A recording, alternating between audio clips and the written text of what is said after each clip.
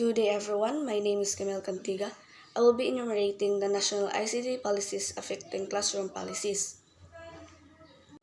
While the potential and promise of ICT used in education is clear in many regards, so too are perils related to this disruption of existing traditional teaching and learning practices. High cost, increased burdens on teachers' equity, and issues around data privacy and security. So policies related to technology use and change and evolve over time, often long, somewhat predictable path and technological innovations often outpace the ability of policymakers to innovate on related policy issues. Such policies take different forms and are formulated and proposed by different institutions in different countries. No matter the country, a lack of rigorous, relevant evidence of typically complicates attempts to draft impactful ICT education policies.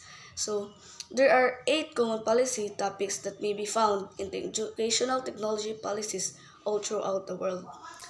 They concern the following. First is the vision and planning. Second is ICT infrastructure.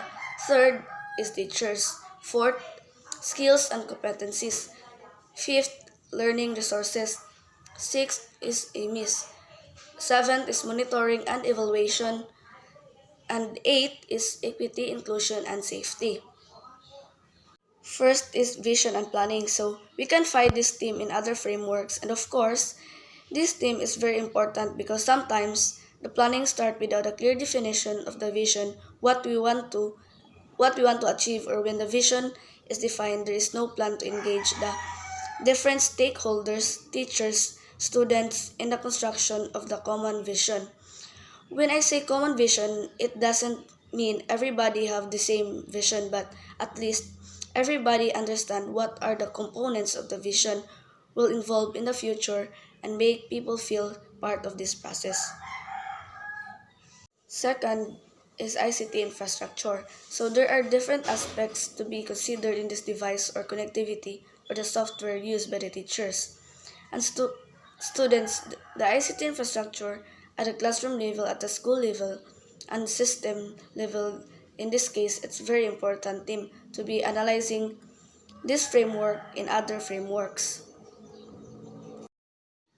Third is teachers. So we know we have the teachers competence framework from UNESCO, but training the teachers, preparing the teachers, and helping the teachers to use ICT in education would be one of the key themes to design policy on including ICT in education. So fourth is skills and competencies. So we know it is important to define what kind of skills are required, what kind of skills we aim to develop the system, and competencies, not only skills but competencies gained and developed during this process. Then this is one of the important themes and one of the 8 themes used by this framework. Fifth is learning resources. So it is important to talk about it because in different countries we have different perspective. We have private publishers and public and private publishers. We have international publishers. We have content generated by the teachers themselves, even by the students, and this is only resource like content, but a different methodologies, different approaches. Then all the aspects related to the learning resources are one of the key points of framework in the policy on this topic.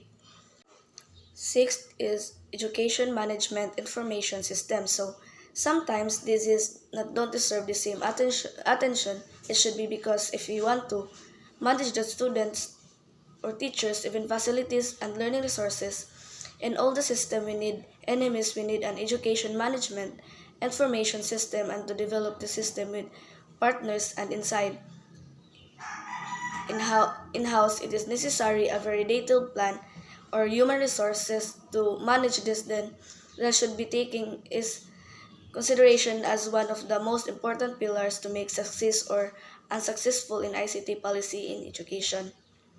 Seventh is monitoring and evaluation, assessment, research, and innovation.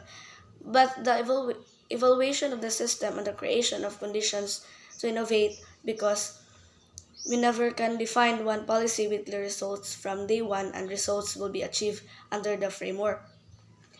As we plan, and we need to create space for innovation, for research, to adjust system, to improve the system, because this innovation approach then it needs to consider inside the process of evaluation of the system in order to improve the system during the time where the policy is implemented.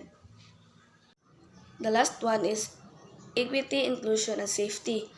We need to guarantee every student and every teacher it not depend on the context, the economic context of their families, of their social context, or any other context we make differences, because introducing this can be a very powerful tool to improve education, but if the people are included, then it creates even more symmetric society. Then equity and inclusion should be one of the key points. The other aspect is safety and security.